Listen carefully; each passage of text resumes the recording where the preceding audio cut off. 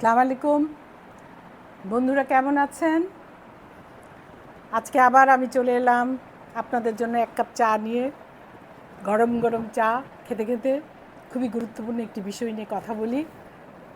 আপনাদের হয়তো মনে হতে পারে যে এইসব বিষয় আমরা সবাই জানি, তাহলে আর কেন এত গুরুত্বপূর্ণ?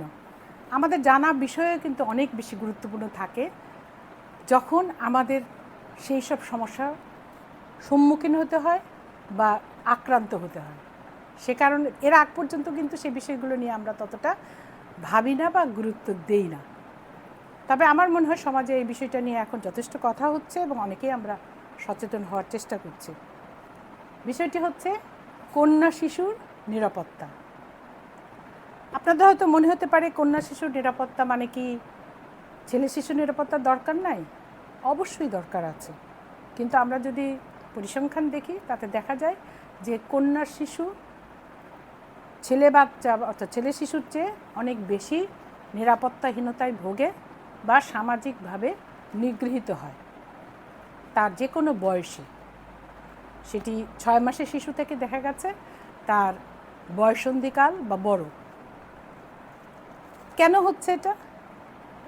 এটা কিন্তু একটি খুবই যুক্তিযুক্ত প্রশ্ন, এবং কাদের দ্বারা হচ্ছে? আপনি হয়তো মনে করছেন যে আপনার শিশুটি এই পরিবেশে, আমার তো বাসাতেই আছে, এখানে সে নিরাপদ। কিন্তু না, সবসময় বাসায় সব খুব আপনজনদের কাছে যে একটি মেয়ে শিশু নিরাপদ থাকবে বা একটি ছেলে শিশুও নিরাপদ থাকবে তা কিন্তু নয়। মেয়েদের পাশাপাশি ছেলে শিশুও যৌন হয়রানির শিকার হচ্ছে, কিন্তু সেটি তুলনামূলকভাবে কম। কম বলে আমরা কম গুরুত্ব দেব তা কিন্তু নয়। যেহেতু আজকে মেয়েদের নিয়ে আমি কথা বলতে বসেছি, সেহেতু মেয়েদেরটাই বলার চেষ্টা করছি। এখন মনে হতে পারে যে কন্যা শিশু, এক্ষেত্রে আমাদের কি করণীয়? কারণ সমাজে বা আমার পরিবারে যারা সদস্য তারা তো ওই শিশুটিরও খুব আপনজন, একান্তজন। আসলে আমাদের সামাজিক যে অবস্থান সেখানে কিছু বিষয় রয়ে গেছে যেটাকে আমরা খুব বেশি গুরুত্ব দেই না, এবং এই গুরুত্বটা দিতে হবে পরিবার থেকে। পরিবার থেকে একটি ছোট শিশুকে, সেটি ছেলে শিশুই হোক আর মেয়ে শিশুই হোক, তাদেরকে বোঝাতে হবে যে কোন টাচগুলো তার জন্য ভালো, কোন টাচ তার জন্য ভালো নয়, অর্থাৎ স্পর্শ। এখন এই স্পর্শ দিয়েই কিন্তু প্রথমত বা প্রাথমিকভাবে অ্যাবিউজড হয় বাচ্চারা। আপনি যদি আপনার বাচ্চাটি বেড়ে ওঠার সময় খুব সুন্দর করে এই বিষয়গুলোকে বুঝিয়ে দিতে পারেন, তাহলে সে কী করবে? এই ধরনের ঘটনার সম্মুখীন হলে সে কিন্তু প্রতিবাদ করবে, প্রতিরোধ করার চেষ্টা করবে, এবং না পারলে আপনাকে এসে বলবে, লুকোবে না বিষয়টা। কিন্তু দেখা যায় অধিকাংশ ক্ষেত্রে বিষয়টা লুকানোর চেষ্টা করে বাচ্চারা, বা ভয় পায়, বলতে চায় না। এই অবস্থা থেকে বেরিয়ে আসার জন্য প্রতিটি মা বাবা, সামাজিকভাবে সমাজের সদস্যদের, প্রতিষ্ঠানের সদস্যদের অর্থাৎ শিক্ষকের, সকলের ভূমিকা আছে।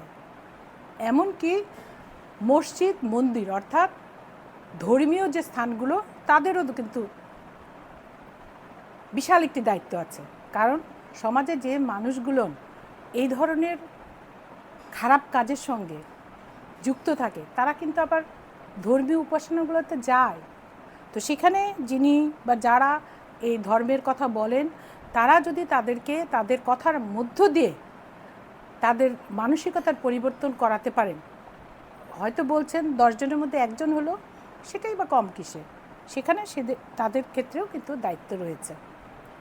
এখন একটি বাচ্চা, ছোট শিশু যখন পরিবারে থাকে বা তার প্রতিষ্ঠানে যায়, আমাদের চারপাশে কি থাকে? মামা থাকে, চাচা থাকে, চাচাতো ভাই থাকে, বোন থাকে, সবাই থাকে, এমনকি বাড়ির দারোয়ান থাকে, গাড়ির ড্রাইভার থাকে, অফিসের লোকজন অনেক বাসাতে যাতায়াত করে, বাবার বন্ধুবান্ধব থাকে, মার বন্ধুবান্ধব থাকে। যে কোনো কারো দ্বারাই কিন্তু একটি শিশু যৌন নিগ্রহের শিকার হতে পারে। এই যৌন নিগ্রহের শিকার থেকে একটি শিশুকে রক্ষা করতে হলে শিশুটির বয়স যতই বাড়তে থাকবে ততই কিন্তু তাকে কিছু কৌশলও শেখানো দরকার। সেই কৌশলগুলোর কথা আগে একটু বলেছি আমি।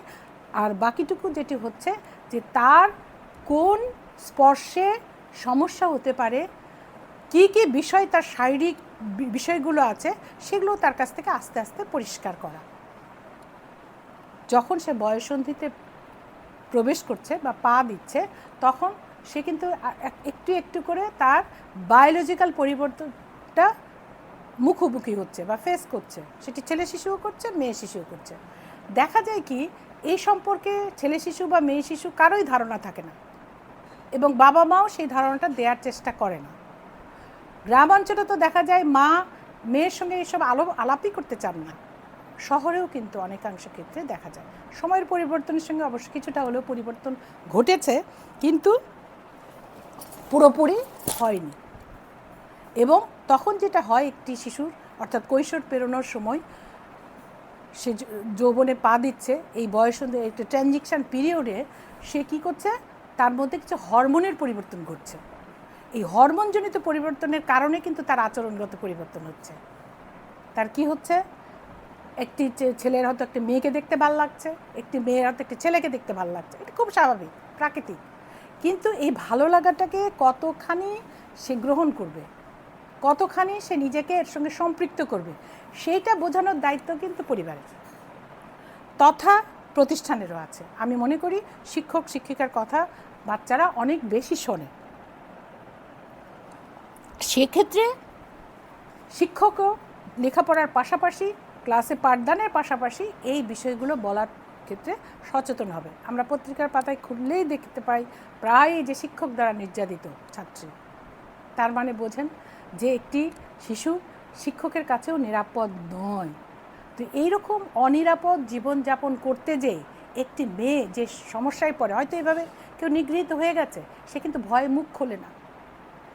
সে কারণে প্রতিটি পরিবারের মা এবং বাবা ছেলে মেয়ের সঙ্গে বন্ধুত্বপূর্ণ সম্পর্ক রাখতে হবে, তৈরি করতে হবে একেবারে ছোট থেকে, যেন সেই শিশুটি যেখানে যাই হোক সেটুকু যেন আপনার সঙ্গে এসে শেয়ার করতে পারে, অর্থাৎ আপনাকে বলতে পারে। আপনাকে যখনই বলতে পারবে তখনই আপনি কিন্তু অনেক বিপদ থেকে বেরিয়ে আসার সুযোগ পাবেন, অনেক সমস্যাকে অতিক্রান্ত করার সুযোগ পাবেন বা সাহস থাকবে আপনার। সে কারণে একেবারেই ছোটোবেলা থেকেই বাচ্চাদের মধ্যে সেই বোধটাকে আমার তৈরি করে দিতে হবে যে বাচ্চারা কোনো কিছু বাবা মার কাছে লুকোবে না। পরিবারের কোনো সদস্যের কাছে কোনো মেয়ে শিশুকে একা রেখে কখনোই যাবেন না, সেটি যত কাছের আত্মীয় হোক, মামাও হোক না কেন। আমরা মেয়েরা মনে করি মামা তো, কিন্তু না, পরিসংখ্যানে যা বলে সেটা ভয়াবহ। কারণ দেখা গেছে দূরের মানুষের কাছে কিন্তু নিগৃহীত হয় কম শিশু, কাছের মানুষের কাছে নিগৃহীত হয় বেশি।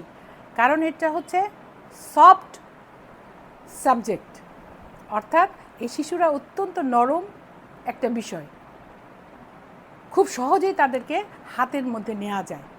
সে কারণেই পরিবারের সদস্য, দারোয়ান, ড্রাইভার এদের দ্বারা নিগৃহীত হওয়ার সংখ্যা কিন্তু বেশি।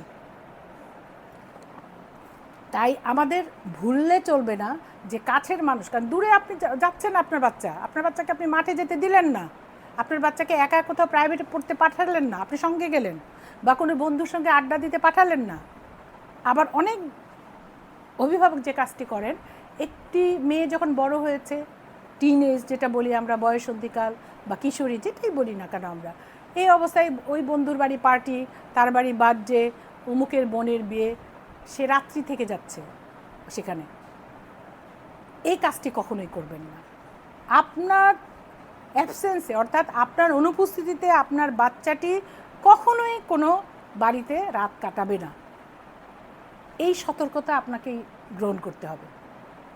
কারণ বহু ঘটনা দেখা গেছে যে এই ধরনের পরিবেশেই অনেক অনাকাঙ্ক্ষিত ঘটনা ঘটে গেছে, যেটা হয়তো ওই মেয়েটিও বোঝে নাই, বা যে ঘটাচ্ছে সেও হয়তো বোঝে নাই, ঘটনাক্রমে ঘটে গেছে। সে কারণে আমাদের চেষ্টা করতে হবে যাতে সুযোগই তৈরি না হয়। অপরাধ করার সুযোগ যত কমিয়ে আনা যাবে, অপরাধ তত কম সংগঠিত হবে, আপনার মেয়ে শিশুটি তত নিরাপদ হবে, তার নিরাপত্তা তত বেশি দৃঢ় হবে। এটা আমাদের বিশ্বাস রাখতে হবে এবং মানুষের মধ্যে সচেতনতা, তার নৈতিক শিক্ষা বাড়াতে হবে, সামাজিকভাবে, পারিবারিকভাবে, রাষ্ট্রীয়ভাবে এবং প্রতিষ্ঠানগতভাবে, ধর্মীয়ভাবে। কারণ নৈতিক শিক্ষাই মানুষকে পরিবর্তন করতে পারে। কারণ মানুষ জন্মগতভাবেই, মানুষের মধ্যে মনুষ্যত্ব এবং পশুত্ব দুটি জিনিস নিয়েই সে জন্মায়, কিন্তু তার শিক্ষা, তার সংস্কৃতি, তার ধর্মীয় চেতনা, তার মূল্যবোধ, তার পশুত্বকে দাবিয়ে রাখে। এই বিষয়গুলোকে যখন আমরা খুব ভালোভাবে চর্চা করতে পারবো, তখন কিন্তু পশুত্ব কমে যাবে, আপনার শিশুটিও নিরাপদ হবে। কিন্তু এই ব্যবস্থাটাকে যদি আমরা ভালোভাবে নার্সিং করতে না পারি, পরিচর্যা করতে না পারি, তাহলে কি হবে? ওই যে পশুত্বটা উপরে উঠে আসবে, মনুষ্যত্ব নিচে নামে যাবে। তখন আপনার শিশু শুধু নয়, আপনিও নিরাপত্তাহীনতায় ভুগবেন। তাই আসুন আমরা সকলে মিলে মেয়ে শিশু শুধু নয়, ছেলে শিশুর নিরাপত্তা, কারণ ছেলে শিশু যৌন হয়রানির শিকার হয়ে থাকেন, সেটাও পরিবারের সদস্যদের দ্বারাই হচ্ছে। সে কারণে আমরা এখন থেকে সচেতন হই এবং চেষ্টা করি যতদিন শিশু তার সেই পর্যায়ে না পৌঁছাচ্ছে নিজেকে প্রোটেক্ট করার, ততদিন আপনার আমার দায়িত্ব তাকে প্রোটেক্ট করা বা প্রোটেকশন দেওয়া, তার নিরাপত্তা নিশ্চিত করা। ভালো থাকুন সবাই, সুন্দর থাকুন। আবারও কোনো একটি বিষয় নিয়ে আমরা সামনের দিন কথা বলব। ধন্যবাদ।